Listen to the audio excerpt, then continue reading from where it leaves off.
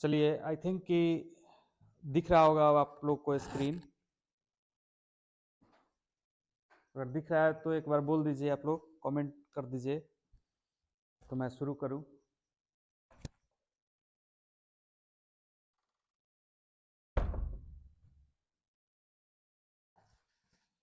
आवाज आ रही है जी?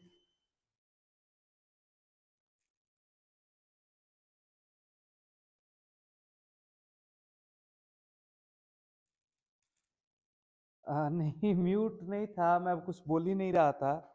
अब शायद आवाज जा रही होगी। देखिए, आवाज जा रही है ना सबको? एक बार कमेंट में डाल दीजिए आप लोग तो मैं शुरू करूं।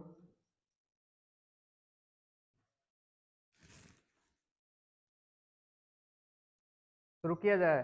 देखिए, पिछले क्लास में हम लोग अपने इस चैनल के इस प्लेलिस्ट का मैंने मोटो आप लोग को बताया था, डिस्क्राइब किया था कि इस चैनल पे मुझे लाइव आने का मकसद जो है ये है कि मैं गवर्नमेंट एग्जाम्स में पूछे जाने वाले मल्टीपल चॉइस क्वेश्चंस को डिस्क्राइब करके आप लोगों को बता सकूं। और वही काम हम लोग कर रहे हैं। मल्टीपल चॉइस क्वेश्चंस जो हैं उनको one by one daily description के साथ हम लोग देखने का काम कर रहे हैं। तो ये जो हम लोग मल्टीपल चॉइस क्वेश्चंस वगैरह को देख रहे हैं, उसी क्रम में हम लोग डिस्कस भी कर रहे हैं क्वेश्चंस पे कि इससे रिलेटेड भी और कोई क्वेश्चन जो उससे जरूरत का है उसको भी हम लोग उसमें डिस्क्रिप्शन में देखेंगे। खासकर वैसे बच्चों के लिए जो बैंकिंग, एसएससी, रेलवे, बेल्ट्रॉन की तैयारी कर रहे हैं, सिविल कोड का भी आप लोगों ने एग्जाम्स देखा होगा, उसमें भी आप लोग को सिविल कोड का फॉर्म डाला है आप लोगों ने, उसमें भी कंप्यूटर से रिलेटेड बहुत सारी क्वेश्चंस आने वाली हैं। तो उन सभी क्वेश्चंस की तैयारी हम लोग इस चैनल के माध्यम से करेंगे।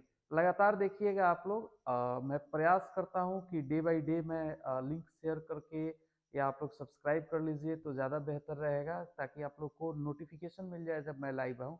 अभी वीक के सभी डेज मैं लाइव आ नहीं पा रहा हूँ, बट मैं प्रयास करूंगा कि मैं सारे दिन ये क्वेश्चंस को प्रैक्टिस करा सकूं। आप बाद में भी वीडियो को देख सकते हैं, प्लेलिस्ट मैंने बना रखा है, पिछले भी क्लास के वीडियो को आप देख सकते हैं। पिछले क्लास में भी हम लोगों ने कुछ क्वेश्चंस को डिस्कस किया था, इसमें भी डिस्कस करेंगे। और मैं आज शुरुआत करता हूं। आइए हम लोग चलते हैं अपने पहले क्वेश्चन की तरफ। देखिए, पिछले क्लास में हम लोगों ने ये क्वेश्चंस देखे थे, यूनिवैक क्या है, फिर हमने देखा था कि बस ये जो कम्युनिकेशन होता है उसके बारे में। आज का जो हम लोग का क्वेश्चन है वो यही है कि which of the following is the basic function of a computer. बहुत ही आसान सा क्वेश्चन है। Which of the following is the basic function of a computer, कि कंप्यूटर का बेसिक फंक्शन क्या होता है। देखिए, कुछ पढ़ लेना अलग बात है और किसी चीज को समझ जाना, क्वेश्चन बना लेना अलग बात है।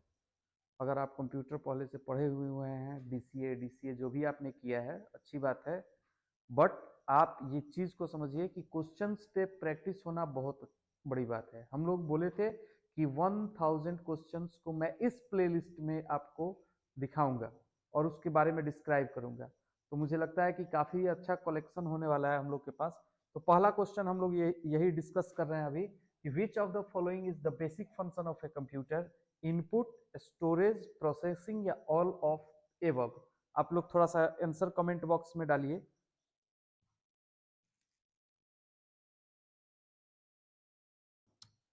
कमेंट बॉक्स में आंसर डालिए तो मैं इसको डिस्क्राइब कर रहा हूं। दो तीन आदमी, इसका आंसर तो पता ही होगा बहुत सारे लोगों को, बताइए आप लोग।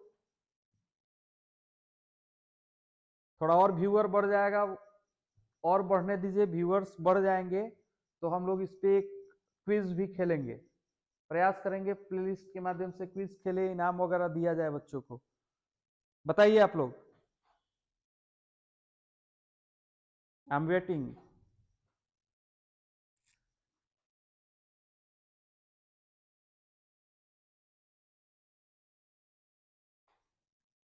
आंसर्स नहीं आ रहे हैं आप लोगों के। चलिए मैं ही बता देता हूं। जो कंप्यूटर का बेसिक फंक्शन है, अगर आपको ध्यान हो तो मैंने बताया था कि कंप्यूटर किस काम के लिए बना है। ध्यान दीजिए, कंप्यूटर का काम क्या है? ये मान लीजिए कंप्यूटर डेस्कटॉप या लैपटॉप है, ये हमारा एक लैपटॉप कंप्यूटर है। तो इसका बेसिक फंक्शन क्या है?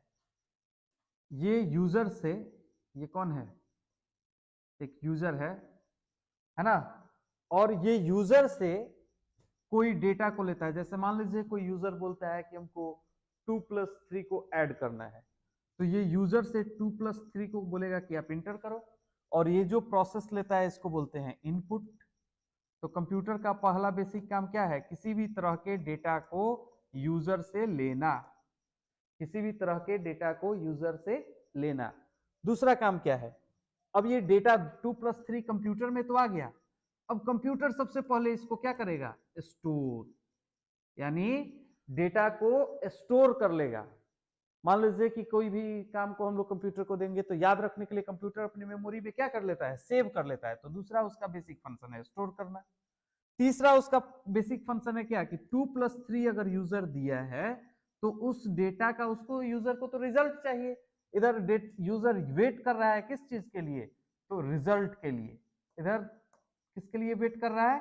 रिजल्ट के लिए। तो रिजल्ट प्रोड्यूस कब होगा? जब इस डेटा के ऊपर कंप्यूटर के अंदर प्रोसेसिंग होगी। तो तीसरा कंप्यूटर का बेसिक काम है क्या? प्रोसेसिंग करना। तो कंप्यूटर में पहला काम हो गया इनपुट, दूसरा काम हो गया स्टोर, तीसरा काम हो गया प्रोसेसिंग, और फोर्थ वर्क में हम लोग देखते हैं आउटपुट। क्या करेगा? इंफॉर्मेशन को रिजल्ट के रूप में आउटपुट करने का काम करता है। तो कंप्यूटर का बेसिक जो हम लोग देखते हैं वो देखते हैं कि इनपुट,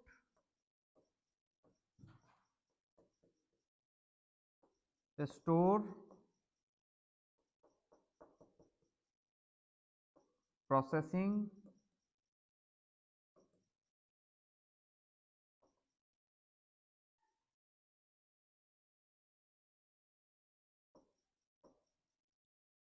आउटपुट, चौथा, और ये हो जाएगा फिफ्थ नंबर। पांचवा हो जाएगा आपको कंट्रोलिंग।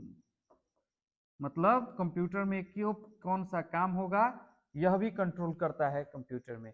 तो ये 5 स्टेप जो है, 5 प्रोसेस में जाकर कंप्यूटर इन लोगों को पूरा करता है। इनपुट, स्टोर, प्रोसेसिंग, आउटपुट और कंट्रोलिंग। कंप्यूटर 5 स्टेप्स में किसी भी काम को करता है। तो बेसिक फंक्शन कंप्यूटर का यही है, inputting, storing, processing, outputting and controlling. चलिए, आई होप कि आप लोग समझे होंगे। तो हमारा ऑप्शन सही कौन सा है? डी।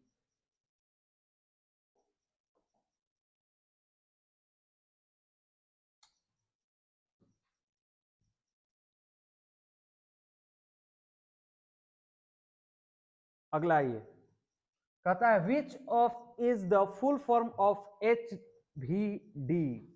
चलिए, ये बड़ा इंटरेस्टिंग क्वेश्चन है कि HVD का फुल फॉर्म क्या होता है। गूगल मत कर लीजिएगा आप लोग, है ना, खुद से सोच के बताइए कि HVD का फुल फॉर्म क्या है। नहीं तो बच्चा सब आजकल बहुत तेज है, गूगल भी कर लेता है तुरंत। कमेंट बॉक्स का मैं कमेंट बॉक्स में वेट कर रहा हूं, बताइए।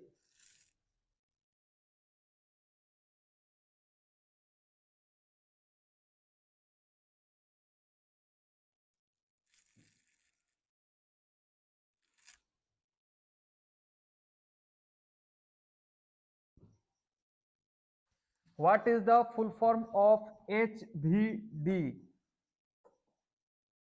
HVD का फुल फॉर्म क्या होता है? देखिए, ये फुल फॉर्म और शॉर्टकट की ये तो दो, जितना रट जाइए कंप्यूटर में उतना बेहतर है। आपको रटना ही होगा, है ना। इसको थोड़ा सा समझिए, रटिए। ये एग्जाम्स में बहुत बार रिपीट करके पूछे जाते हैं। डी डी डी डी मार रहे हैं आप लोग, ऐसा नहीं है। देखिए, HVD का जो फुल फॉर्म होता है ये आपको इस स्लाइड से कंफर्म हो जाएगा। Holographic versatile disc. HVD का फुल फॉर्म क्या होता है बाबू? होलोग्राफिक वर्साटाइल डिस्क, यानी option number C, holographic versatile disc. ठीक है, ये एक तरह का आपको डीवीडी और जो सीडी आप यूज करते हैं उसी का अपग्रेडेड वर्जन है। देखिए कहता है HVD stands for holographic versatile disk. It has been development by the holographic system development HSD forum using a green writing reading laser और a red positioning addressing laser। देखिए ये कमाल का इन्वेंशन था, कमाल का। मतलब HVD अगर आया रहता मार्केट में तो वो जो CD और DVD हम लोग यूज किए उससे काफी ज्यादा इसमें स्टोरेज था, लेकिन इसमें एक क्या था कि इसमें फंड का व्यवस्था नहीं हो पाया। देखिए ये फंड ही बेचारे के पास नहीं मिल पाया, यही था HVD।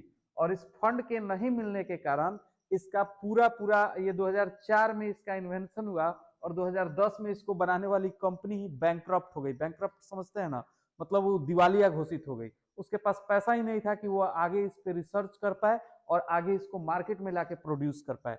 तो मार्केट में प्रोड्यूस करने के लिए कंपनी के पास पैसा नहीं रहा और कंपनी हो गई दिवालिया, है ना, कंपनी हो गई दिवालिया। देखिए व्हाट इज एचवीडी, इंपॉर्टेंट है, क्वेश्चन पूछ सकता है, इसलिए इसको ध्यान से देखिए। एचवीडी क्या है समझिए।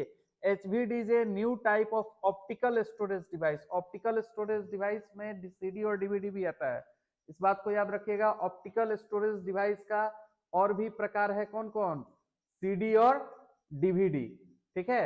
HVD can store form from 300 GB in 2008 up to 3.9 TB, है ना। देखिए हम लोग सीडी और डीवीडी का कैपेसिटी जानते हैं ना, सीडी की कैपेसिटी कितनी होती थी 700 MB और डीवीडी की कैपेसिटी 4.7 GB। देखिए ये सभी क्वेश्चन क्रिएट हो रहा है एमसीक्यू के लिए, याद रखिए। सीडी की कैपेसिटी 700 MB, डीवीडी की कैपेसिटी 4.7 GB। तब ना एक डीवीडी के कैसेट में हम लोग 5-5 फिल्म देखते थे और एक फिल्म देखने के लिए सीडी का 2 कैसेट लगता था, इंटरवल के पहले एक और इंटरवल के बाद एक, है ना। तो याद रखिएगा सीडी की कैपेसिटी कितनी होती थी 700 MB, डीवीडी की 4.7 GB। जबकि 2008 में ही जो एचवीडी था उसका कैपेसिटी कितना 300 GB से शुरू होकर के 3.9 TB तक पहुंच गया था, जो उस जमाने में एक अपने आप में अद्भुत बात था। इतनी बड़ी स्टोरेज की क्षमता थी इसकी। नॉर्मल डीवीडी देखिए कितना होल्ड करता है 4.7 GB, अभी लिखे हैं यहाँ पे। नॉर्मल डीवीडी कितना रखता है जी 4.7 GB। कहता है डेवलप्ड बाय, कौन डेवलप्ड, एचवीडी जो बनाया गया था, डेवलप किया गया था इनफेज टेक एंड मैक्सेल के द्वारा, है ना। टेक एंड मैक्सेल जो थे कंपनी ओनर, उनके द्वारा डेवलप किया गया था। कहता है it is an optical disc technology that was expected to store up to several terabytes of data on an optical disc 10 centimetre और 12 सेंटीमीटर इन डायमीटर।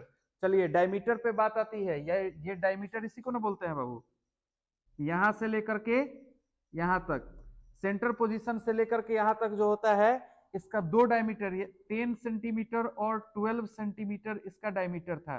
पता है सीडी और डीवीडी का कितना होता है डायमीटर, कोई बताएगा जल्दी कमेंट बॉक्स में, सीडी और डीवीडी का डायमीटर कितना होता है, वेट कर रहे हैं जल्दी बताओ। सीडी और डीवीडी का डायमीटर कितना होता है, एचवीडी का मैंने बता दिया 10 सेंटीमीटर टू 12 सेंटीमीटर एचवीडी का डायमीटर होता है। तो आपको बताना है सीडी और डीवीडी का डायमीटर कितना होता है, बिना गूगल किए हुए जल्दी।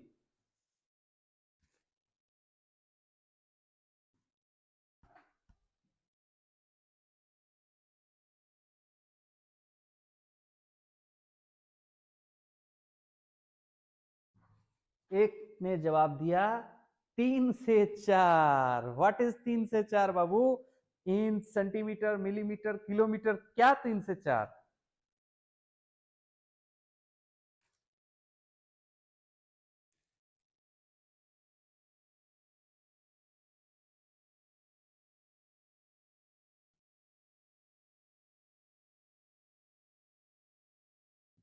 नॉर्मली जो सीडी और डीवीडी का डायमीटर होता है वो होता है 4.7 सेंटीमीटर।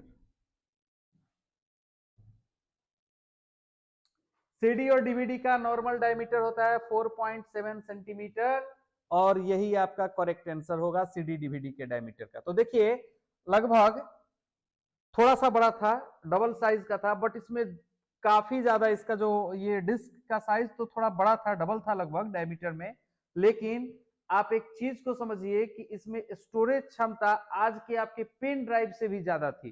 तो ये आपको चैलेंजिंग था, ये बहुत ही अच्छा एक खोज था। लेकिन कहता है इट्स डेवलपमेंट कमेंस्ड इन अप्रैल 2004। कब से शुरू हुआ जी? एचवीडी का जो डेवलपमेंट है वो शुरू हुआ 2004 से। And company respond but it never arrived due to lack of funding. हमेशा इसको किसकी दिक्कत रही जी? फंड की। ये कभी भी अराइव्ड नहीं कर पाया, आगे नहीं बढ़ पाया। The company responsible for HVD went bankrupt in 2010। और 2010 में कंपनी जाकर के क्या हो गई बाबू? बैंकक्रप्ट हो गई। एचवीडी का कहानी वहीं समाप्त हो गया।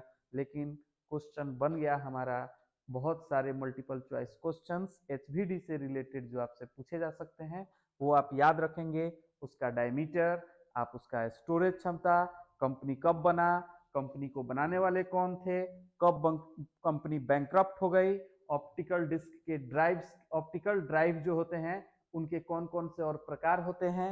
ये सारे एमसीक्यू क्वेश्चंस आपसे पूछे जा सकते हैं विभिन्न प्रकार के एग्जामिनेशंस में। तो ध्यान रखेंगे हम लोग। आगे बढ़ते हैं। देखिए ज्यादा देर का ये लाइव होने नहीं वाला है, थोड़ा आपको समय देना है। और अगर आप रेगुलर बेसिस पे समय दीजिएगा तो मैं ऐसे डिस्क्राइब करते हुए चलूंगा, सारी चीजें आपको याद होते हुए चलेंगी। चलिए, बहुत ही शानदार क्वेश्चन, ये तो बता दीजिएगा आप लोग। ये क्वेश्चन आप लोग बता दीजिएगा, मुझे विश्वास है, जल्दी बताइए। क्वेश्चन है a dash is a software used to create documents such as letters, list, poems, etc. क्या बात?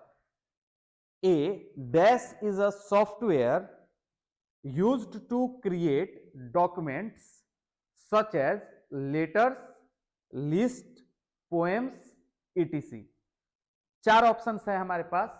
पहला ऑप्शन MS पेंट, दूसरा ऑप्शन MS वर्ड, तीसरा ऑप्शन MS विंडोज यानी Windows media player, sorry Windows media player, और चौथा option है MS Excel. ये तो खटाखट आ रहा है बिना बोले हुए कमेंट में जवाब है, इसका पता है आप लोगों को। चलिए, बिल्कुल सही, एकदम सही आंसर है। कोई भी तरह का लेटर, लिस्ट या पोएम, ऐसे ये सब लिखने के लिए, डॉक्यूमेंट बनाने के लिए हम लोग हमेशा ऐसे समझें कि डॉक्यूमेंट क्रिएट करने के लिए हम लोग MS वर्ड का इस्तेमाल करते हैं, है ना। MS वर्ड में हम लोग क्या बनाते हैं बाबू? डॉक्यूमेंट बनाते हैं। चलिए सोनू पटेल जी, सॉरी सुमन पटेल जी, धन्यवाद। एक ही बार के कमेंट में हम समझ गए हैं, है ना, बार बार कमेंट नहीं कीजिए। ठीक है, तो बात समझ में आया कि जो डॉक्यूमेंट्स हैं उनको आप MS वर्ड में बनाते हैं। उसमें कोई सी भी तरह का आप डॉक्यूमेंट बना सकते हैं, वर्ड से रिलेटेड, एक्सेल से रिलेटेड, सॉरी कोई पोएम लिखना हो, कोई लेटर लिखना हो, तो ये सारी चीजें हम लोग MS वर्ड में लिख सकते हैं। चलिए आगे बढ़ते हैं।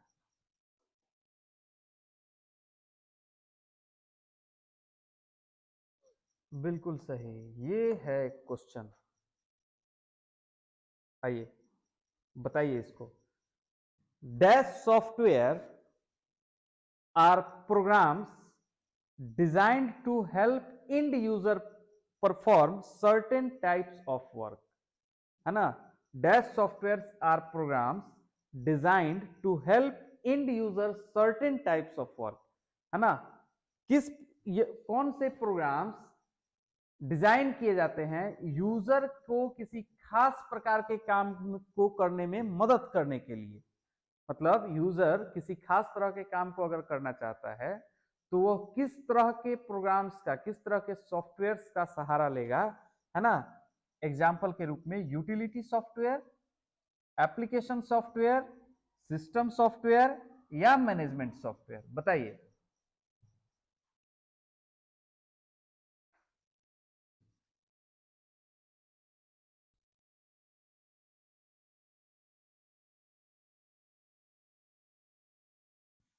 जल्दी बताइए जल्दी।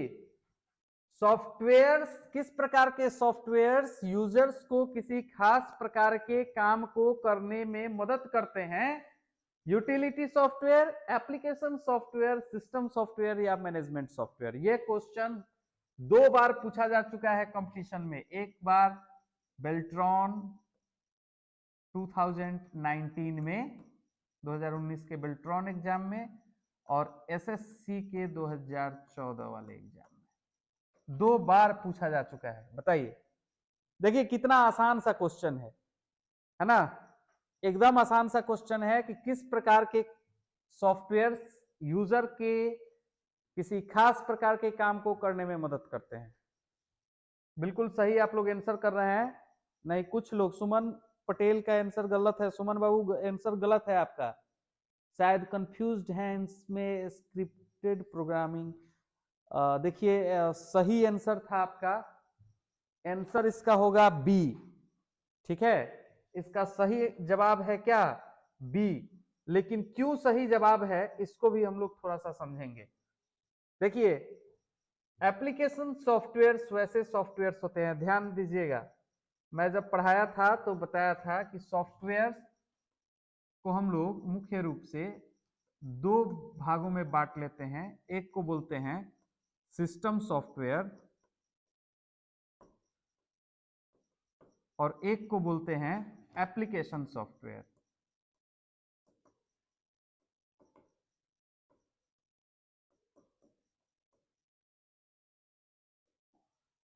अच्छा, सॉफ्टवेयर को कई भाग में बांट लेते हैं बाबू? 2 भाग में, सिस्टम और एक होता है सिस्टम सॉफ्टवेयर और एक होता है एप्लीकेशन सॉफ्टवेयर। तो ये जो सिस्टम सॉफ्टवेयर होता है इसी को हम लोग ओएस भी बोलते हैं, इसी को हम लोग ओएस भी बोलते हैं, और इसको हम लोग एप्स बोलते हैं। शायद याद होगा आप लोग को। एप्लीकेशन को मोबाइल में भी हम लोग एप्स वगैरह जो यूज करते हैं, वो एप्स का मतलब क्या है? Application software. तो सिस्टम सॉफ्टवेयर और एप्लीकेशन सॉफ्टवेयर का अलग अलग डेफिनेशन है। सॉफ्टवेयर तो हम लोग समझते हैं किसको बोलते हैं, लेकिन सिस्टम सॉफ्टवेयर की जब बात होती है तो हम लोग समझते हैं कि वह सॉफ्टवेयर जो कंप्यूटर के सिस्टम्स को रन कराने में, हार्डवेयर को मैनेज करने में, मेमोरी को मैनेज करने में जो काम करता है उसको हम लोग बोलते हैं सिस्टम सॉफ्टवेयर। बहुत आसान भाषा में अगर बोले, जो कंप्यूटर के अंदर जो कंप्यूटर को मैनेज करने में का काम करता है वो कहलाता है सिस्टम सॉफ्टवेयर। और जो यूजर के किसी खास काम को करने में यूजर की मदद करता है वो कहलाता है एप्लीकेशन सॉफ्टवेयर। जैसे हम लोग कैमरा में, मोबाइल में क्या रखते हैं? ब्यूटी प्लस कैमरा रखते हैं, व्हाट्सएप रखते हैं, फेसबुक रखते हैं, इसको हम लोग एप्स बोलते हैं, क्योंकि यह हमारे किसी खास प्रकार, जैसे फोन पे एक एप्स है। क्यों एप्स है? हमको पेमेंट भेजने में मेरी मदद करता है। ऐसा नहीं है कि फोन पे अगर नहीं होगा तो मेरा मोबाइल बंद हो जाएगा या मोबाइल मेरा काम नहीं करेगा, तो ऐसा कुछ मोबाइल पे कोई प्रभाव नहीं पड़ रहा है, यानी उसके हार्डवेयर पे उसका कोई असर नहीं है। तो वैसे सॉफ्टवेयर जिनका हार्डवेयर से किसी तरह का कनेक्शन नहीं होता है, मतलब उनके रहने नहीं रहने से मेन स्ट्रीम का जो वर्क है वो प्रभावित नहीं होता है, तो वैसे सॉफ्टवेयर्स को हम लोग एप्लीकेशन सॉफ्टवेयर्स कहते हैं। और ऐसे सॉफ्टवेयर्स यूजर के किसी खास काम को परफॉर्म करने के लिए बनाए जाते हैं। ठीक है, तो एप्लीकेशन सॉफ्टवेयर, तो इसका सही जवाब क्या हो गया? Application software, not a system software. और मैनेजमेंट सॉफ्टवेयर कुछ होता ही नहीं है। हाँ, लेकिन यूटिलिटी सॉफ्टवेयर के बारे में थोड़ा सा हम लोग चर्चा कर लेते हैं। देखिए, यूटिलिटी सॉफ्टवेयर भी बहुत इंपॉर्टेंट है ना? इससे भी रिलेटेड क्वेश्चंस पूछे जा सकते हैं और बार बार पूछे जाते भी रहे हैं। आइए इस पे हम लोग थोड़ा सा बात कर लेते हैं। देखिए, कंप्यूटर में यूटिलिटी सॉफ्टवेयर का मतलब है कि वैसे सॉफ्टवेयर जो कंप्यूटर को मेंटेन करने का, प्रॉपर उसको स्मूथ बनाने के लिए जो रिस्पॉन्सिबल होता है, वैसे सॉफ्टवेयर्स को हम लोग कौन सा सॉफ्टवेयर बोलते हैं? Utility software. जैसे मैंने आपको एक पढ़ाया हुआ है डिस्क क्लीनअप, जो कहाँ मिलता है जी? डिस्क क्लीनअप कंप्यूटर के अंदर होता है, डिस्क डिफ्रैगमेंटर कंप्यूटर के अंदर होता है, और इसको आप सिस्टम टूल्स में जाकर के ढूंढ सकते हैं, है ना? विंडो एसोसरीज के अंदर एक सिस्टम टूल नाम का ऑप्शन होता है, और उस ऑप्शन के अंदर ये सारे सॉफ्टवेयर्स आपको देखने को मिल जाएंगे। तो ऐसे सॉफ्टवेयर्स जो कंप्यूटर के स्मूथ परफॉर्मेंस के लिए रिस्पॉन्सिबल हो, जो कंप्यूटर को स्मूथली चलाने में मदद करता है, वैसे सॉफ्टवेयर्स को हम लोग यूटिलिटी सॉफ्टवेयर के नाम से जानते हैं। जो कंप्यूटर को आसान चलने में मदद करता है, जिससे कंप्यूटर स्मूथ चले, यूजर्स को परेशानी नहीं हो, तो यूजर की मदद करता है लेकिन किसी खास काम को करने में नहीं, कंप्यूटर को आराम से चलने में यूजर की मदद करता है, कंप्यूटर को आराम से चलाता है। तो ऐसे सॉफ्टवेयर्स को हम लोग यूटिलिटी सॉफ्टवेयर बोलते हैं, है ना। कहता है it assist the OS, OS मतलब अभी समझाए हैं operating system, to manage, organize, maintain and optimize the functioning of the computer system. अच्छा, मोबाइल में भी ऑप्शन आता है ऑप्टिमाइज का। ऑप्टिमाइज मतलब क्या होता है, वैसे फाइल्स को हटा देता है, ऑप्टिमाइज कर देता है, मेमोरी को ऑप्टिमाइज कर देगा, जिससे कंप्यूटर या आपका मोबाइल रैम क्लियर हो जाएगा, उसमें जो और भी जंक्स फाइल्स वगैरह हैं वो सारी क्लियर हो जाती है। मोबाइल को भी हम लोग ऑप्टिमाइज करते हैं। तो ऑप्टिमाइज करने का काम कौन करेगा, ऑप्टिमाइज कराने का काम हमारा करता है कौन सा, यूटिलिटी सॉफ्टवेयर। और कुछ यूटिलिटी सॉफ्टवेयर का मैं यहाँ पे एग्जांपल दे दिया हूँ, जैसे antivirus, compression tools, file management software, disc management tools, disc cleanup, backup utility, यह सब जो है यह सब यूटिलिटी सॉफ्टवेयर के अंदर आता है। तो कहीं पे अगर इन सब का भी नाम दे दे और पूछे बताइए यह किस प्रकार का सॉफ्टवेयर है, तो आप डालेंगे कौन सा software, utility software. I think की बात आप लोग को समझ में आई होगी।